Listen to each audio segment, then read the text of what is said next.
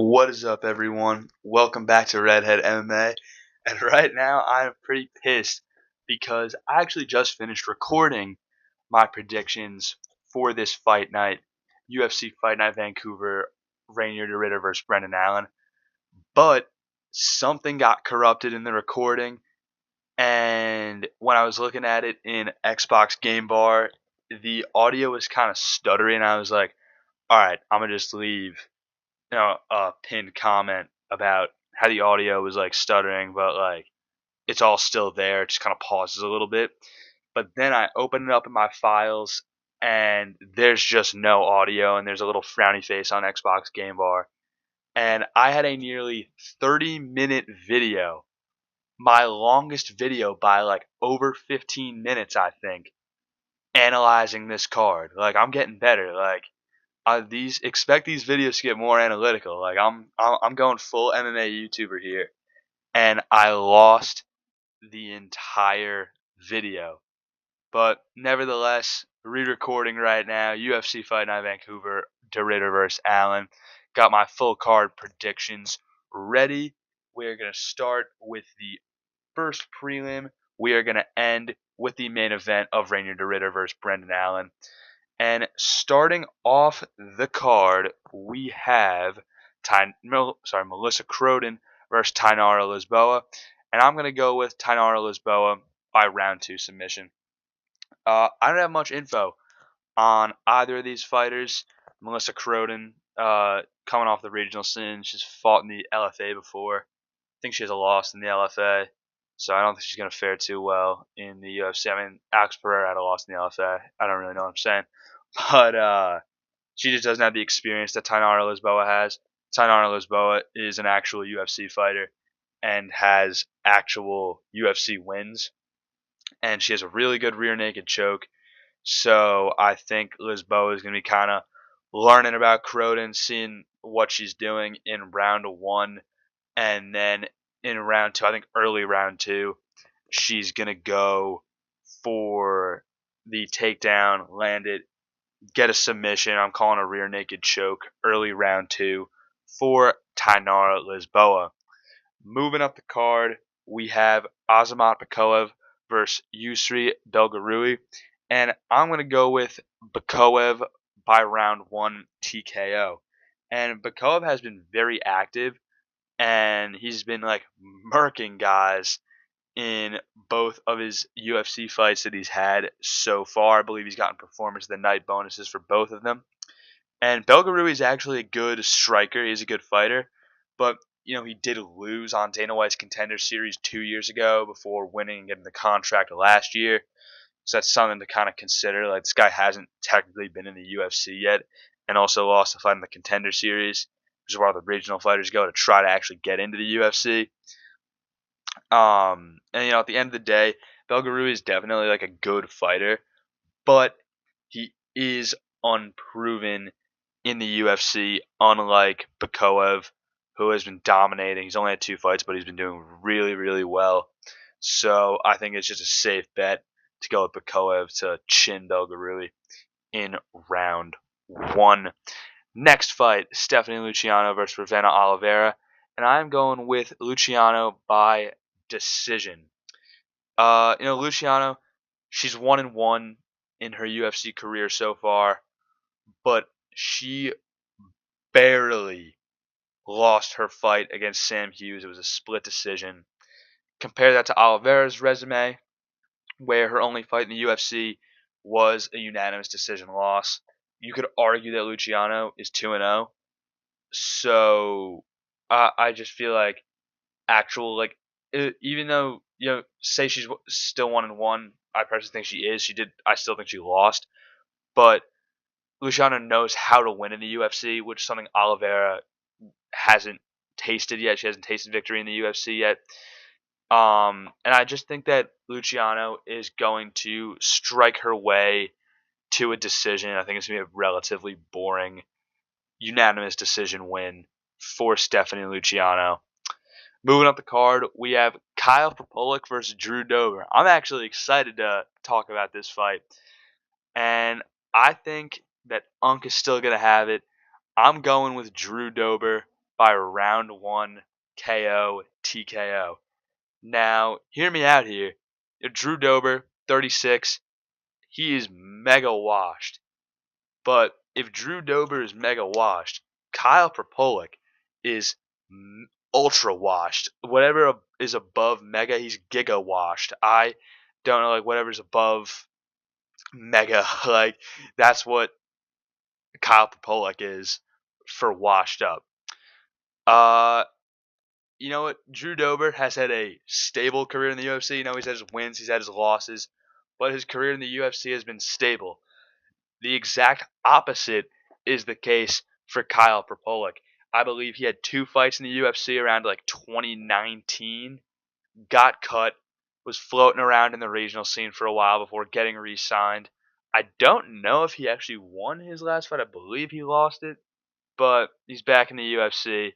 I don't think he's going to last. He's the same age as Drew Dober, and he's just back in the UFC. So I'm going with Drew Dober. MMA Guru said in his prediction video, I watched the first bit of it, there's fights that you pick Drew Dober to win, there's fights that you pick Drew Dober to lose. This is one of the ones that he's going to win. And it might be like a little bold to say a round 1 TKO, and I was just saying he's mega washed. But Drew Dober's kind of got some sneaky hands. I think he's going to put that right hand to work, get like a right hook KO, or maybe like a right cross that'll drop for Pollock so he can go in for some ground and pound. But I am going to go with Drew Dober to win this fight. Next up, we have Danny Barlow versus Jordan Santos. And I have Danny Barlow by round 2 KO TKO. Barlow is a little bit of a knockout artist. He's only had 1 loss. I think he's only had 1 loss in his career, but 1 loss in the UFC. And Santos, he's kind of inexperienced, but most of all for this fight, he's kind of a decision machine. And not that that's like a bad thing. Like it's a bad thing for the fans, like because it's just boring. But decision merchants kind of have a tough time with more aggressive fighters. Like if like you could take Sean Strickland versus Dricus du Plessis, either of their either their fights will work for this example, but I'll use the second one just because that was a more dominant win for Dricus. Sean Strickland, he is the decision machine of the UFC. And he was just like he kept going for his usual jab and teep with the Philly shell when he was down 4-0. Like he couldn't adjust to the flurries and blitzes that DDP was hitting him with. So I think that's gonna be sort of what happens with Jordan Santos. I think Barlow in round 2 is gonna go for a crazy blitz. He's gonna clip Santos with one of his strikes. It's gonna drop him, and either he'll be out cold or Barlow will go for some ground and pound to finish the fight. But I will be going with Danny Barlow for this fight. Next up, we've got Bruno Silva versus Hyun Sung Park. And I'm going to go with Park by round 2 submission. And these guys are dogs. I think it's going to be a great fight. It's going to be a super technical fight. It's probably my favorite prelim that's going to be happening. But Bruno Silva, he's significantly older than Park. I think Bruno Silva's 36, which, like, depending on how you've aged in MMA, how many losses you've had, like how much damage you've taken, it might not be the worst thing, but Park is 31 years old and also has killer jiu-jitsu. And I think that age, as well as the threat of jiu-jitsu from Park, is going to lead to a Bruno Silva loss. And, like, don't think that I'm really, like, fully counting out Bruno Silva. I'm not, but I just think that age is going to play a big factor in this one. And in the lighter weight classes, age tends to show more. And we're in the lightest weight class for this one, so I just don't think it's going to be exactly the best day for Bruno Silva. moving up the card, we have Charles Jourdain versus Davy Grant, and I'm going to go with Davy Grant by decision. Jourdain, he tends to be kind of weak to point fighting, like decision point fighting. That's not what Davy Grant like entirely is. Like I'm not gonna compare him to Sean Strickland, but like that's kind of how he's been getting his wins recently. Like, his last 2 wins have been like unanimous decision point fighting, things like that. And Charles Jourdain, like this is kind of the exact opposite of what I was talking about for the Danny Barlow Jordan Santos fight. I think that Davy Grant is going to use point fighting and his decision abilities to his advantage in this one to get a unanimous decision win over Charles Jourdain. Now, Charles Jourdain, I think, is the better grappler, but I think that Davy Grant is the overall better, more well-rounded mixed martial artist. I think he's going to be able to handle the grappling relatively easily and coast his way to a unanimous decision win. Next up on the card, we have Kyle Nelson versus Matt Frevola, and I'm going to go with Kyle Nelson by decision. As you can see, we got a good mix of decisions and finishes in this fight card. Unlike last week where I went pretty much entirely decisions, and I think there was one decision on the Rio card last week. So I'm giving a good mix, trying to be more realistic with how many finishes will actually be on the card. But I just feel like fight nights, like a little off topic here for a second, but I feel like fight nights outside of the U.S. like always have so many decisions, unless it's in the Middle East, in Abu Dhabi or Saudi Arabia. Then it's going to be a delicious fight card. But like any Canadian, British, Brazilian fight night, they always tend to be just like not that good. I don't know. It's just like a feeling I get. That's why I won so many decisions last week. But I stood corrected last Saturday night. All right, back to this fight: Kyle Nelson versus Matt Frevola. Sorry about that. Got a little off topic for a second. Neither of these guys are very good. And Frevola, I'm choosing to lose, but he actually has the better overall resume and wins, like UFC record overall. But I think his last 2 KO losses against BSD and who was his other loss? I gotta look back on that, but his last 2 losses were pretty brutal knockouts. So was it? It wasn't Moicano, was it? No, it wasn't. All right. Sorry, I don't know why they would give him Moicano. They gave BSD to Moicano, but Matt Frevola, I just think those last 2 losses really messed him up and are gonna mess up the rest of his career. I don't think he has much longer left in his career in the UFC. And Nelson was actually on a 3-fight win streak before losing his last fight.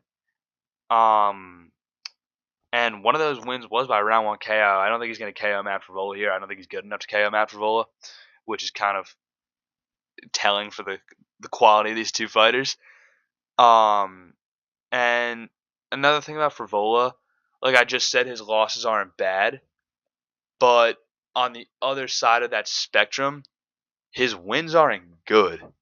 Like his wins suck, actually.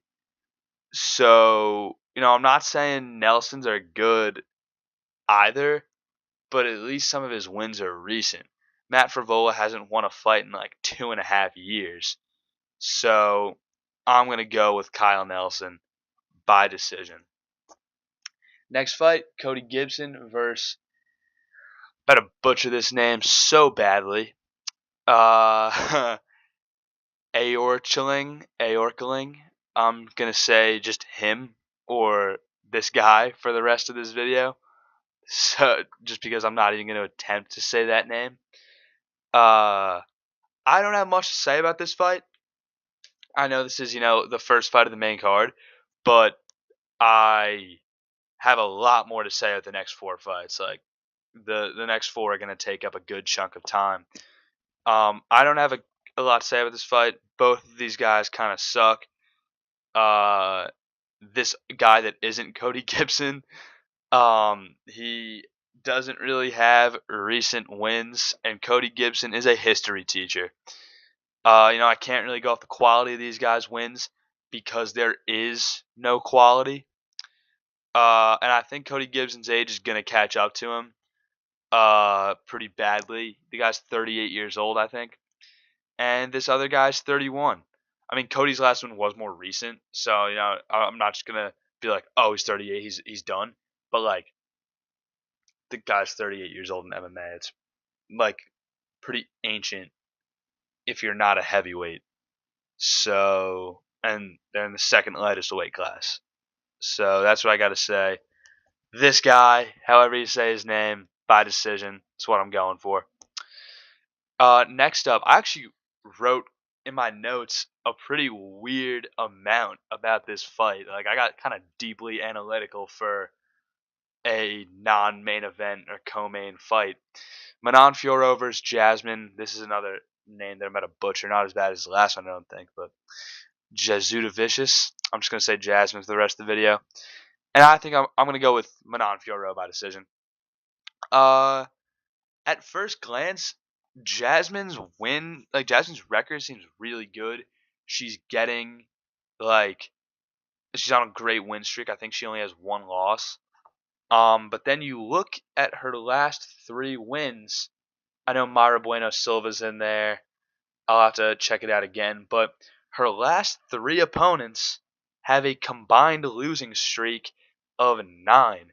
Got almost like a Paddy Pimblett situation here where his last 3 opponents had a combined losing streak of 13. So hers isn't as bad, but it's getting pretty close.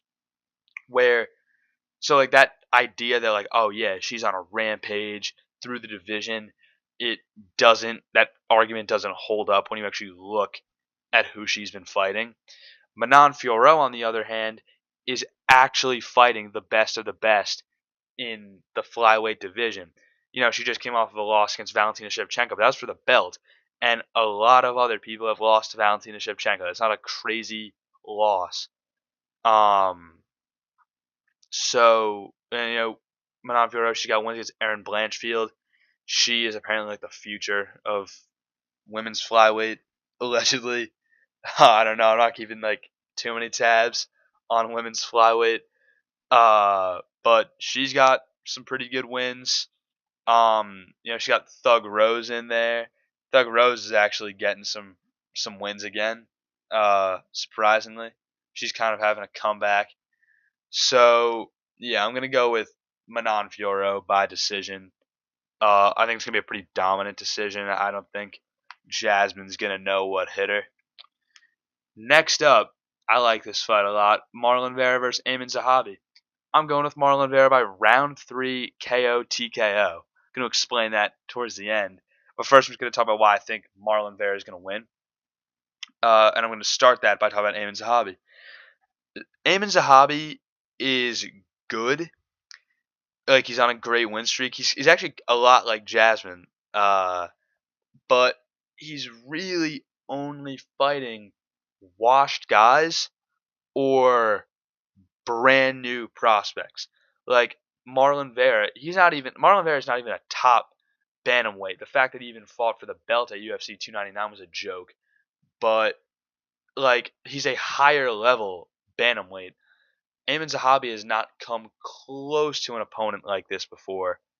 And you could argue Vera hasn't had great luck recently with his record, but like, look at his losses. Sean O'Malley, it's like, yeah, he's on a 2-fight losing streak, but at the same time, Sean O'Malley like is still like a good fighter. Like, everyone's counting him out now because he got dominated. He didn't get dominated in the first fight by Merab, but he got finished by Merab in the second fight, which is insane.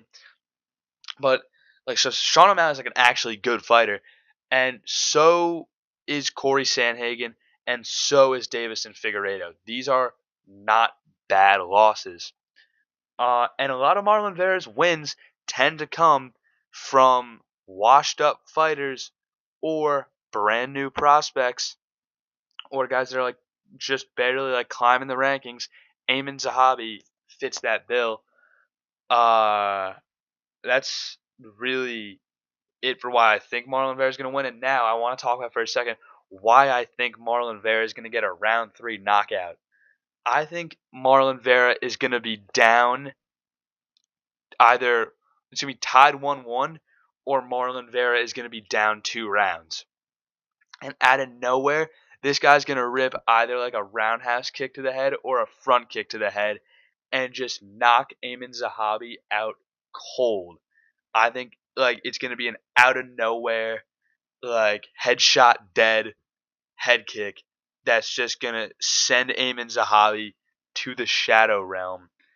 That's my like it's going to be the sneakiest kick ever. Maybe not as sneaky as like Leon Edwards, but it's going to be like a really sneaky kick that and he's going to pull this win out of nowhere and he'll be like down 2-0. So that's my prediction for Vera versus Sahabi. Now, moving on to the co-main event, we've got Kevin Holland versus Mike Malott, and I'm going to go with Kevin Holland by round 3 TKO KO just like Marlon Vera. Uh, Mike Malott actually has been doing better. Like, not that long ago, I would have been like guaranteed Kevin Holland victory. Now I did have to think about it for a second, but Mike Malott couldn't even pass the Neil Magny test. And if you can't pass the Neil Magny test, how are you supposed to pass the Kevin Holland test? Kevin Holland is a way better fighter than Neil Magny. Now Neil Magny is a cockroach, but like he's still very beatable. Uh, and like yeah, Mike Malott was up 2 rounds in that fight if I remember correctly, but he gassed out, and Neil Magny was able to get the ground and pound in the 3rd round, and that I think a very similar thing is going to happen with Kevin Holland in this fight. I think that Mike Malott's going to absolutely gas out, and not that Kevin Holland doesn't gas out because he definitely does. I think that both of these guys are going to be so unbelievably tired that they look like amateurs. Going to look like a BFL backyard fighting league. It's going to look like a GFL match. Uh, and both these guys are going to be so gassed, but I think Kevin Holland is going to land like a takedown out of nowhere, like a desperation takedown, and it's going to land. And I think he's going to have a random burst of energy and just hit some insane ground and pound to win this fight towards the end of the 3rd round. I think it's going to be at the last 2 minutes of the 3rd round. It's going to be like, oh my God, Kevin Holland, crazy KO, TKO. And like Marlon Vera versus Ayman Zahabi, I think Kevin Holland is going to be down. It's either going to be tied 1-1 or Kevin Holland's going to be down 2 rounds. I don't think he's going to be like winning the match when he does get this win. So I'm going with Kevin Holland there. Now, on to the main event. Rainier de Ridder versus Brendan Allen. I'm going with Rainier de Ridder by decision. I think everyone is going for Rainier de Ridder by decision. Like, I'm sorry, Brendan Allen. You're a good fighter. But Rainier de Ridder's a lot better. Brendan Allen had a competitive fight with Marvin Vettori, who's kind of washed up. He still has a granite chin, but he's kind of washed up nowadays. RDR would absolutely murk Marvin Vettori. I think Rainier de Ridder is going to be the next middleweight champ. A lot of people think it's going to be Fluffy Hernandez. I think Rainier de Ridder is going to get this win, and it's going to set up that title eliminator bout if Hamzat wants to take another 5 years before he defends his belt, or they're just going to have RDR immediately fight Hamzat for the belt. I don't think Rainier de Ridder is going to be able to get a finish. He's not going to get a knockout or a sub. But I do think RDR is going to be able to use like his bread and butter, knees up the middle, controlling the octagon to dominantly strike his way to a decision. And like, he's unorthodox striking. Like I really wish I had more to say about this fight. And I get pretty deeply analytical if this was Fluffy versus RDR. but it's Brendan Allen, and it's like I'm kind of trashing him, but like, don't count him out. But I'm kind of getting the closest you can get to counting Brendan Allen out, and I could be wrong. I don't think I will be. And like I said, this fight's either going to set RDR up for a title shot, or they're gonna have the title eliminator between Fluffy Hernandez and RDR again if Hamzat decides to take a 50-year break. That's it for this video. Thank you guys so much for watching. Actually, let me go through my picks one more time before I stop the video. Tainara Lisboa by round 2 submission.